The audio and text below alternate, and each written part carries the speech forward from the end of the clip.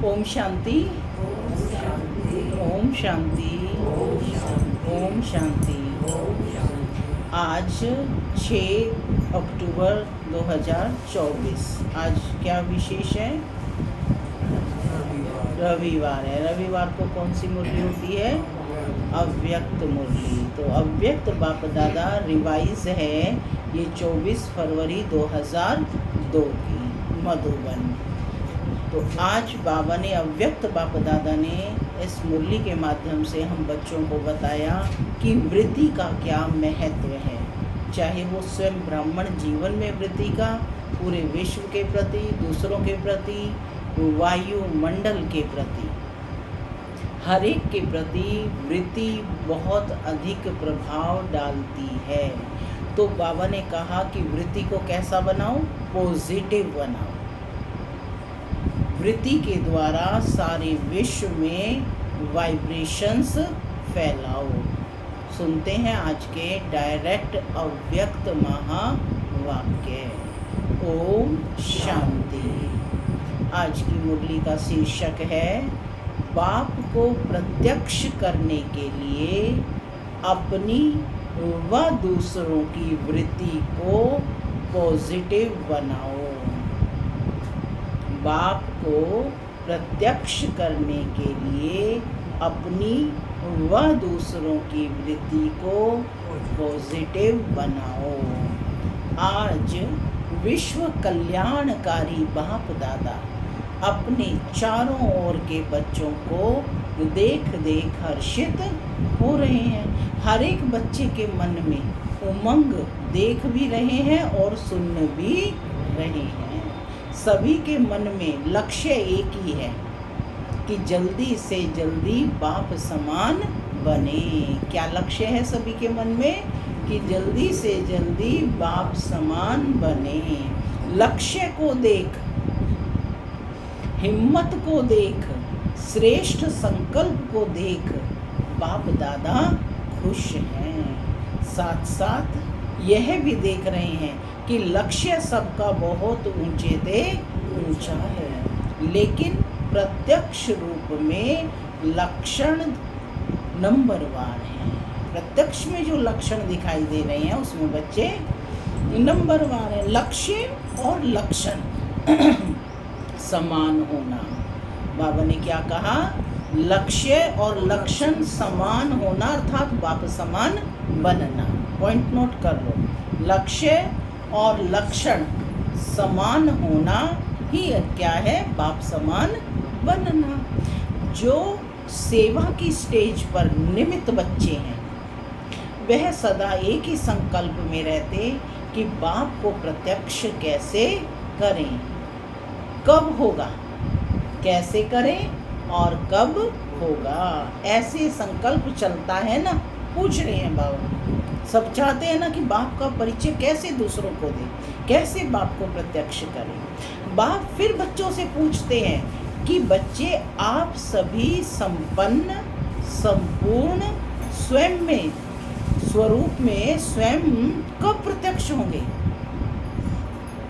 भाई ये तो लक्ष्य है कि बाप समान बनना है, लेकिन बाबा कह रहे हैं, बाबा भी बच्चों से प्रश्न पूछ रहे हैं कि आप सभी संपन्न, संपूर्ण स्वरूप में स्वयं कब प्रत्यक्ष होंगे, विश्व के आगे प्रत्यक्ष होंगे कि ये बच्चे हैं? तो बच्चे ही तो बाप का शो करेंगे। बाप का क्वेश्चन है बच्चों के प्रति कि वे डेट भी फिक्स की है। पूछ रहे हैं क्या डेट भी फिक्स की है ना, कि कब प्रत्यक्ष होंगे, कि वह डेट फिक्स नहीं होनी है क्या? फिक्स की है या फिर बाबा ने फिर प्रश्न पूछा कि क्या वो डेट फिक्स नहीं की है क्या? कब तक तैयार हो जाएंगे? डबल फाउंडर्स कहते हैं कि कोई भी प्रोग्राम की डेट 1 साल पहले फिक्स किया जाता है। ऐसे कहते हैं ना, भी कोई भी काम करना है उसको 1 साल पहले फिक्स किया जाता है। तो बाप कहते हैं कि स्वयं को प्रत्यक्ष करने की डेट फिक्स की है क्या? पूछ रहे हैं। मीटिंग्स तो बहुत की है ना, करते ही रहते हैं। आज फलानी मीटिंग है, कल फलानी है, अभी भी कितनी मीटिंग वाले आए हैं। तो बाबा ने बताया कि 3 मीटिंग वाले आज भी बैठे हैं, ये तो बहुत अच्छा है, लेकिन इस मीटिंग की डेट कौन सी है? तो जो सोचें वही बोल हो, जो सोचें वही बोल हो, वही कर्म हो। संकल्प, बोल और कर्म तीनों श्रेष्ठ लक्ष्य प्रमाण हो। जो लक्ष्य है उसी के प्रमाण बोल भी हो, संकल्प भी हो और कर्म में भी प्रैक्टिकल हो। तो कौन सी 3 चीजें? संकल्प, बोल और कर्म तीनों श्रेष्ठ लक्ष्य प्रमाण हो। बाप दादा देखते हैं कि ये सर्व विश्व कल्याण के निमित्त बने हुए बच्चे सर्व आत्माओं के कल्याणकारी प्रत्यक्ष रूप में स्टेज पर कब आएंगे? क्या देखना चाहते हैं बाबा कि ये बच्चे जो निमित्त बने हुए हैं ये स्टेज पर कब आएंगे? हर एक गुप्त पुरुषार्थ में है, लगन में है, ये भी बाप दादा देखते हैं।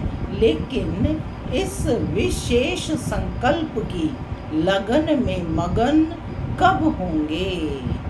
ये विशेष संकल्प की लगन में मगन कब होंगे? लगन तो है, बाबा कहते लगन तो है, लेकिन निरंतर इस संकल्प को संपन्न करने में मगन रहना, अर्थात निरंतर इसी संकल्प को पूर्ण करने के प्रैक्टिकल स्वरूप में हो।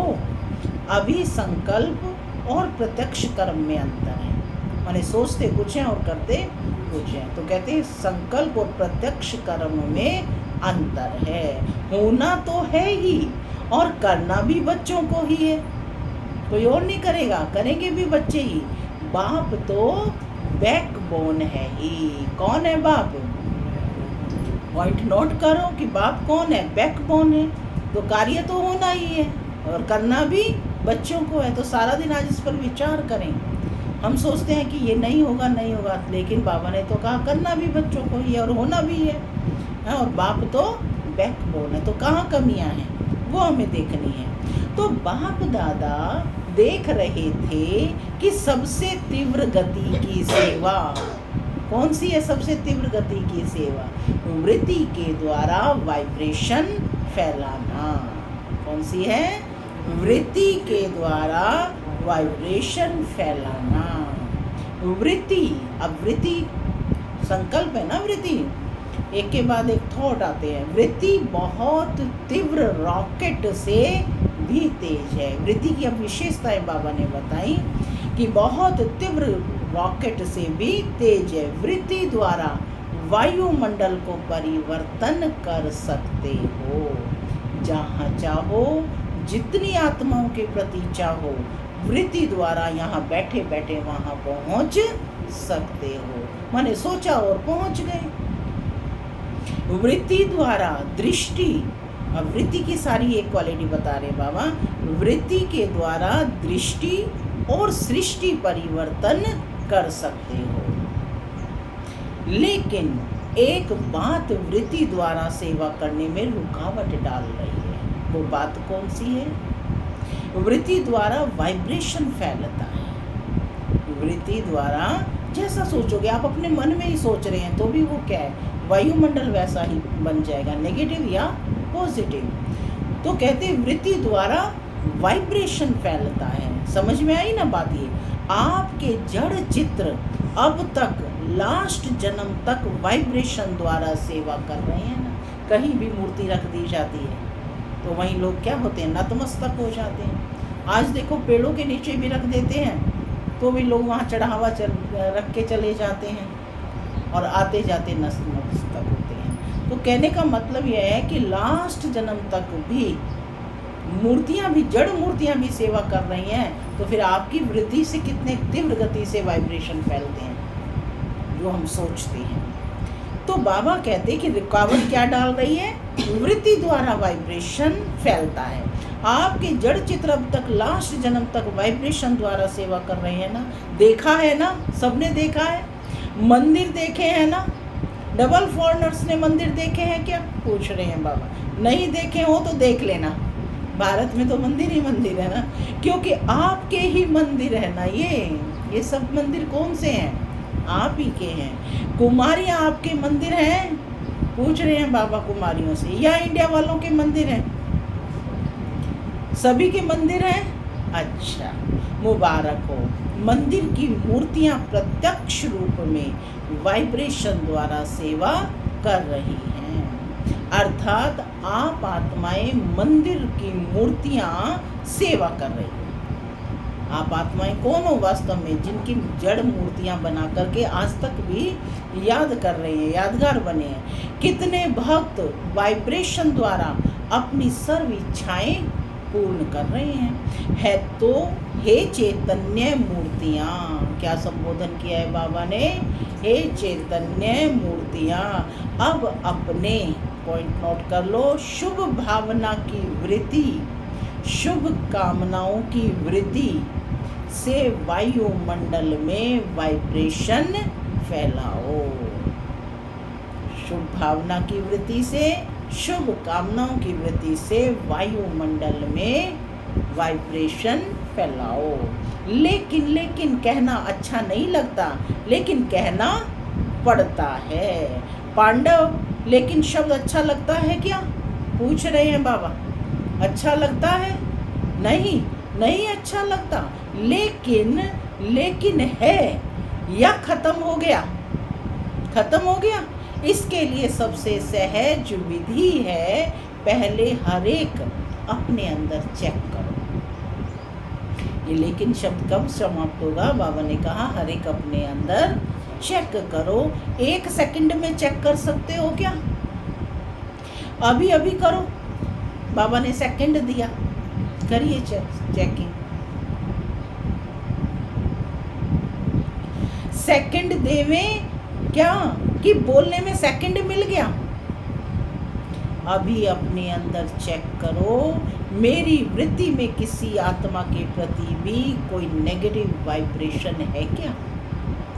विश्व का वायुमंडल परिवर्तन करना है, लेकिन अपने मन में किसी एक आत्मा के प्रति भी अगर व्यर्थ वाइब्रेशन, वह सच्चा वाइब्रेशन भी नेगेटिव है, तो वह विश्व परिवर्तन कर नहीं सकेगा।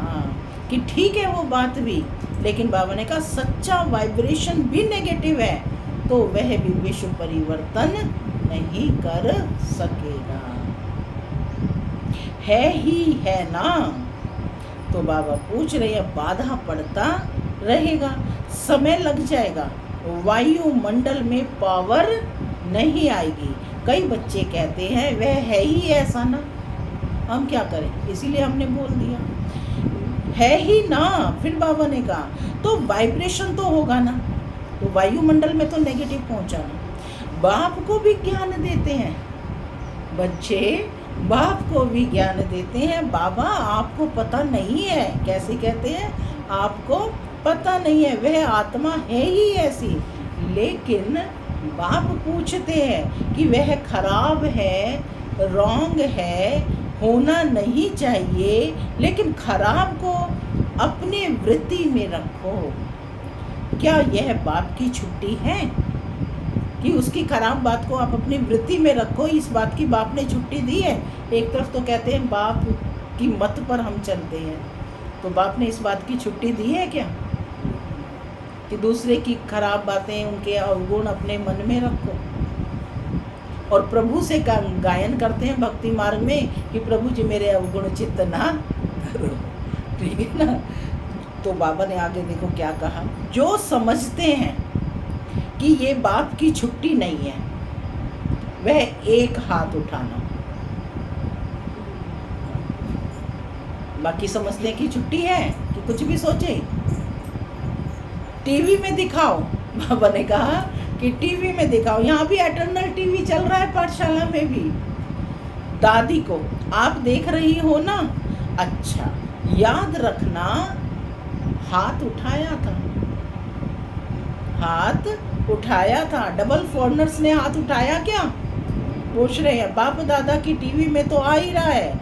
जब तक, विशेष बात सुनेंगे, जब तक हर ब्राह्मण आत्मा के स्वयं की वृत्ति में कैसी भी आत्मा के प्रति वाइब्रेशन नेगेटिव है, तो विश्व कल्याण के प्रति वृत्ति से वायुमंडल में वाइब्रेशन फैला नहीं सकेंगे। तभी हम कहते हैं ना कि हर एक आत्मा का महत्व है। आप अच्छा सोचो, दूसरे गलत कर रहे हैं लेकिन आप अच्छा सोचो, ये पक्का समझ लो। कितनी भी सेवा कर लो, रोज 8 भाषण कर लो, योग शिविर करा लो, कई प्रकार के कोर्स करा लो, लेकिन किसी के प्रति भी अपनी वृत्ति में कोई भी पुराना नेगेटिव वाइब्रेशन नहीं रखो। वह खराब है, बहुत गलतियां करता है, बहुतों को दुख देता है, तो क्या आप उसके दुख देने में जिम्मेदार बनने की बजाय उसको परिवर्तन करने में मददगार नहीं बन सकते? गायन करके तो और ही उसको, तो बाबा कहते हैं कि क्या आप उसको परिवर्तन करने में मददगार नहीं बन सकते? दुख में मदद नहीं करना है, उसको परिवर्तन करने में आप मददगार बनो। अगर कोई ऐसी भी आत्मा है जो आप समझते हैं बदलना नहीं है, चलो आपकी जजमेंट में मैं बदलने वाली नहीं है ना, कि आपने ये जजमेंट कर लिया कि ये तो कभी बदलेगी नहीं, लेकिन बाबा कहते नंबरवार तो है ना, तो आप क्यों सोचते हो कि यह तो बदलने वाली है ही नहीं? आप क्यों जजमेंट देते हो? वह तो बाप जज है ना, लेकिन हम तो खुद ही जज बन जाते हैं। तो बाबा कहते वह तो बाप जज है ना, आप सब एक दो के जज बन गए हो। बाप भी तो देख रहा है कि ये ऐसे हैं, ये ऐसे हैं, ये ऐसे हैं। ब्रह्मा बाप को प्रत्यक्ष में देखा, कैसी भी बार बार गलती करने वाली आत्मा रही, लेकिन बाप दादा विशेष साकार रूप में ब्रह्मा बाप ने सर्व बच्चों के प्रति याद प्यार देते, कैसी भी आत्मा हो लेकिन सबके प्रति याद प्यार देते। सर्व बच्चों को मीठे मीठे बच्चे कहा, सबको क्या कहा? मीठे मीठे बच्चे कहा। 2-4 कड़वे और बाकी मीठे, क्या ऐसे कहा कभी? फिर भी ऐसी आत्माओं के प्रति भी सदा रहम दिल बने, क्षमा के सागर बने। लेकिन अच्छा, आपने अपनी वृत्ति में किसी के प्रति भी अगर नेगेटिव भाव रखा तो इससे आपको क्या फ़ायदा? कोई फ़ायदा? अगर आपको इसमें फ़ायदा है फिर तो भले रखो, छुट्टी है। अगर फ़ायदा नहीं है, परेशानी होती है, वह बात सामने आएगी। बाप दादा देखते हैं, उस समय उसको आईना दिखाना चाहिए। तो जिस बात में अपना कोई फ़ायदा नहीं, नॉलेजफुल बनना अलग चीज़ है। नॉलेज है, ये रॉन्ग है और ये राइट है। नॉलेजफुल बनना रॉन्ग नहीं है, लेकिन वृत्ति में धारण करना ये रॉन्ग है, क्योंकि अपने में ही मूड ऑफ व्यर्थ संकल्प, याद की पावर कम, नुकसान होता है। जब प्रकृति को भी आप पावन बनाने वाले हो तो यह तो आत्माएं हैं। वृत्ति, वाइब्रेशन और वायुमंडल, वृत्ति, वाइब्रेशन और वायुमंडल तीनों का संबंध है। विशेष बात है आज की मुरली से पॉइंट, वृत्ति, वाइब्रेशन और वायुमंडल तीनों का संबंध है। वृत्ति से वाइब्रेशन होते हैं, वाइब्रेशन से वायुमंडल बनता है, लेकिन मूल है वृत्ति। अगर आप समझते हो कि जल्दी जल्दी बाप की प्रत्यक्षता हो तो तीव्र गति का प्रयत्न है। सब अपनी वृत्ति को अपने लिए और दूसरों के लिए पॉजिटिव धारण करो। नॉलेजफुल भले बनो, लेकिन अपने मन में नेगेटिव धारण नहीं करो। नेगेटिव का अर्थ है किचड़ा। नेगेटिव का अर्थ क्या है? किचड़ा। अभी अभी वृत्ति पावरफुल करो, वाइब्रेशन पावरफुल बनाओ, वायुमंडल पावरफुल बनाओ, क्योंकि सभी ने अनुभव कर लिया है। वाणी से परिवर्तन, शिक्षा से परिवर्तन बहुत धीमी गति से होता है, लेकिन बहुत धीमी गति से। अगर आप फास्ट गति चाहते हो तो नॉलेजफुल बन, क्षमा स्वरूप बन, रहम दिल बन, शुभ भावना शुभ कामना द्वारा वायुमंडल को परिवर्तन करो। देखो, प्रत्यक्ष की देखा है आप सबने। मधुबन में जो भी जाते हैं, मधुबन में जो भी लोग आते हैं, सबसे ज़्यादा प्रभाव किस बात का पड़ता है? किस बात का पड़ता है? वायुमंडल का। वहाँ का वायुमंडल ही बहुत पॉजिटिव है। यहाँ भी चाहे सभी नंबरवार हैं, सभी तो एक जैसे तो नहीं है, सभी नंबरवार हैं, लेकिन ब्रह्मा बाप की कर्म भूमि है, बाप दादा की वरदान भूमि है। वह वायुमंडल परिवर्तन कर देता है। अनुभव है ना? पूछ रहे हैं बाबा, अनुभव है ना सबको? तो वाइब्रेशन द्वारा वायुमंडल बनाना, यह है ही तीव्र गति का दिल का छाप। ये क्या है? दिल का छाप। दिल पर छप जाए, वायुमंडल दिल में छप जाता है, फिर कभी भी नहीं भूलते। क्या कहेंगे? मधुबन का वायुमंडल बहुत ही प्योर है, बहुत शांति है, वहाँ पर शांति ही शांति है, पॉजिटिविटी है। सुनी हुई बातें भूल सकती हैं, लेकिन वायुमंडल दिल पर छाप लग जाता है, वे भूल नहीं सकता। ऐसे है क्या? पूछ रहे हैं बाबा, ऐसा ही है ना? तो बाप दादा सुनते रहते हैं। प्रत्यक्षता कब होगी? आपस में रूह रिहान तो अच्छी करते हो, अच्छा है। बोलो, पांडव अभी क्या करेंगे? पूछ रहे हैं बाबा, पांडव अभी क्या करेंगे? वायुमंडल पावरफुल बनाना है। चाहे सेवा केंद्र है, चाहे जो भी स्थान है, प्रवृत्ति में हो तो भी वायुमंडल पावरफुल। चारों ओर का वायुमंडल अगर संपूर्ण निर्विघ्न, रहम दिल, शुभ भावना, शुभ कामना वाला बन जाएगा, तो प्रत्यक्षता में कोई देरी नहीं। तो वायुमंडल को पावरफुल बनाना है। अभी बाप दादा ने जो डेट दी है, वह बाप दादा को याद है। हिसाब तो पूछेंगे ना। अभी कहा ना कि 1 साल लग जाता है हर कार्य को। हर एक ने अपना अकाउंट तो रखा है ना, तो अकाउंट में बाप दादा यही चेक करेंगे। वृत्ति में अब क्या क्या चेक करेंगे बाबा हर एक के अकाउंट में? वृत्ति में, दृष्टि में, बोल में कितने रहम दिल, शुभ भावना और शुभ कामना वाली आत्मा कितने % में रही। फिर से सुन ले, चेकिंग का पॉइंट क्या होगा? वृत्ति में, दृष्टि में, बोल में रहम दिल, शुभ भावना और शुभ कामना वाली आत्मा कितने % में रही। अभी भी 15 दिन तो होंगे ना, ज़्यादा है? अच्छा, जिसने नहीं भी किया हो तो 15 दिन भी कर लेना, तो भी पास कर लेंगे। बीती को बिंदी लगाना और रहम के सिंधु बन जाना।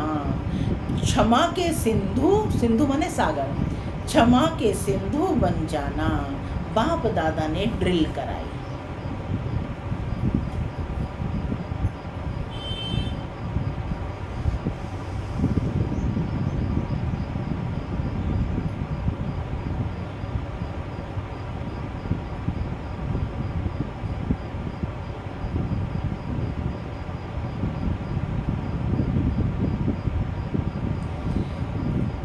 शांति। सुना सभी ने? अच्छा, 3 मीटिंग वाले जो आए हैं, स्पार्क वाले एक हाथ उठाऊं? अच्छा, बहुत अच्छा। अभी इसी विषय पर रिसर्च करो, वायुमंडल कैसे प्रैक्टिकल में श्रेष्ठ ते श्रेष्ठ बना सकते हैं। स्पार्क विंग अपनी रिसर्च वाले हैं, एजुकेशन विंग के हैं, ये सारे रिसर्च कर रहे हैं हर चीज़ पे कि वायुमंडल कैसे प्रैक्टिकल में श्रेष्ठ ते श्रेष्ठ बना सकते हैं। रिसर्च कर रहे हो ना, ऐसा वायुमंडल बनाने के लिए क्या क्या बुद्धि में रखना है, क्या क्या कर्म में करना है, संबंध संपर्क में करना है। अच्छा है, अपने आप को बिजी रखते हो, अच्छी बात है।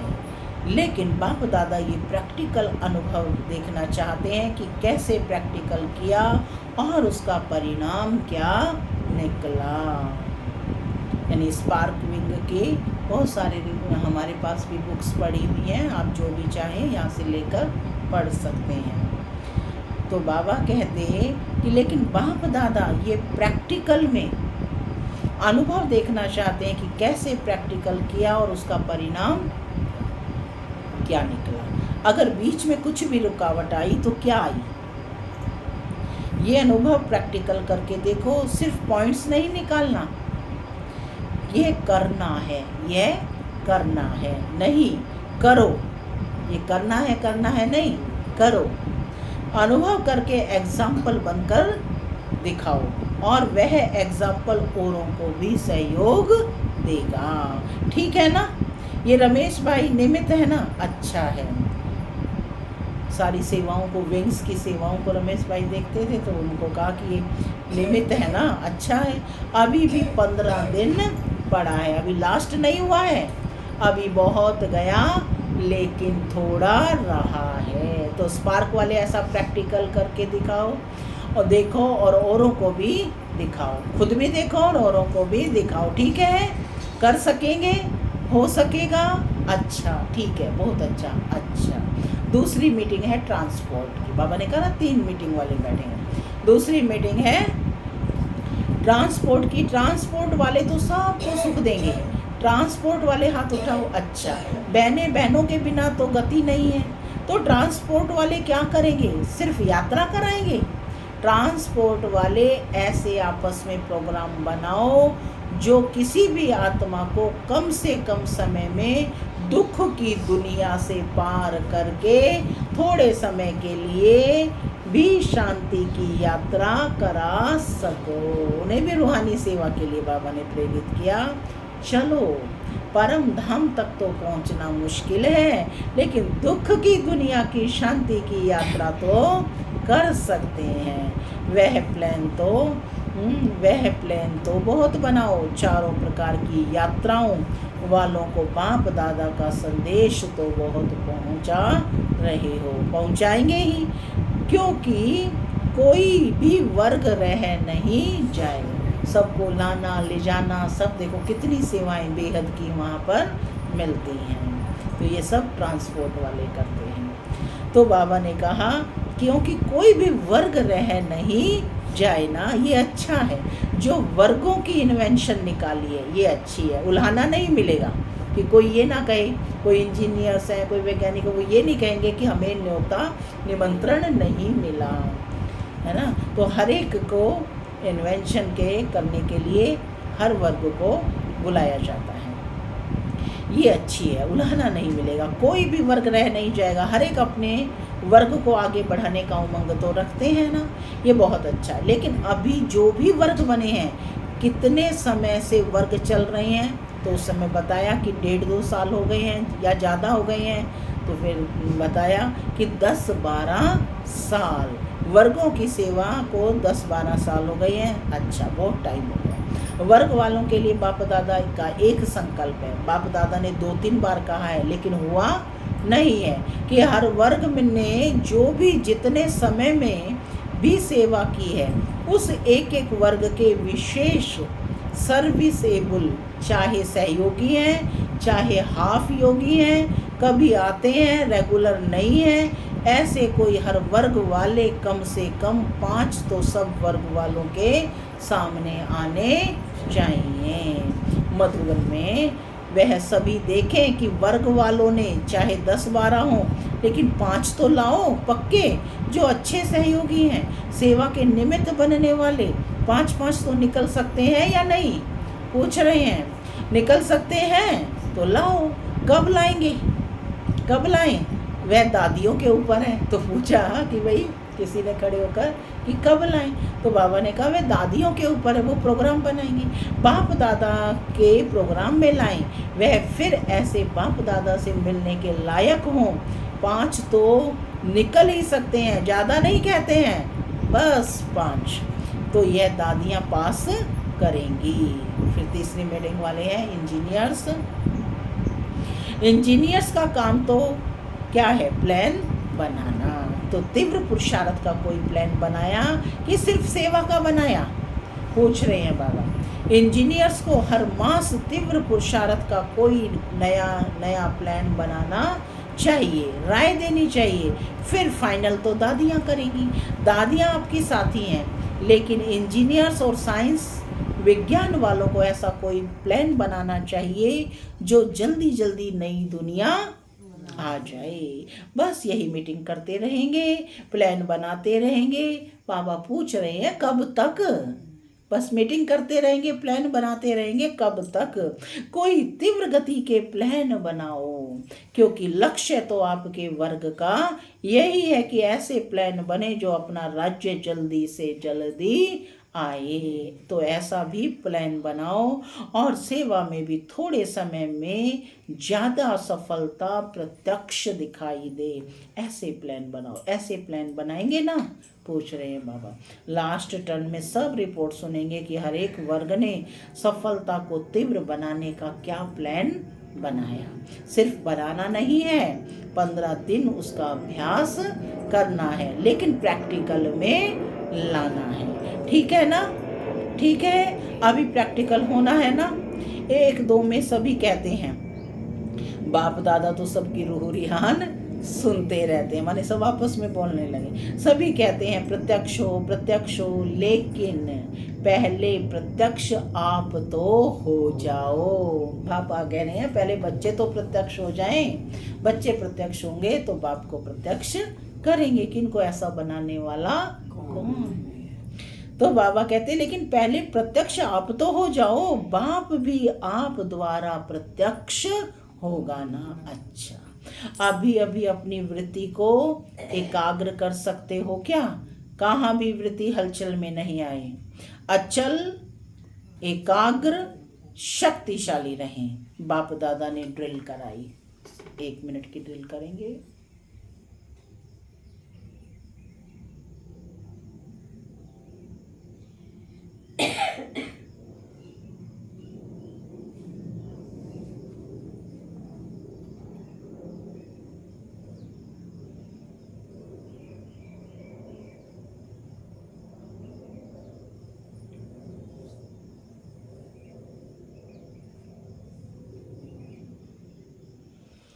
ओम शांति।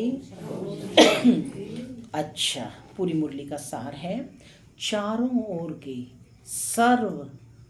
सर्विसेबल बच्चों को सदा अपने श्रेष्ठ वाइब्रेशन द्वारा सेवा करने वाले, तीव्र गति का पुरुषार्थ करने वाले बच्चों को सदा क्षमा के मास्टर सागर, सदा शुभ भावना, शुभ कामना द्वारा बहुत कमज़ोर आत्माओं को भी शक्तिशाली बनाने वाले ऐसे मास्टर सर्वशक्तिवान बच्चों को बाप दादा का बहुत बहुत याद, प्यार और नमस्ते। हम बच्चों की भी बाप दादा को याद, प्यार, गुड मॉर्निंग और नमस्ते। नमस्ते सदा रहो।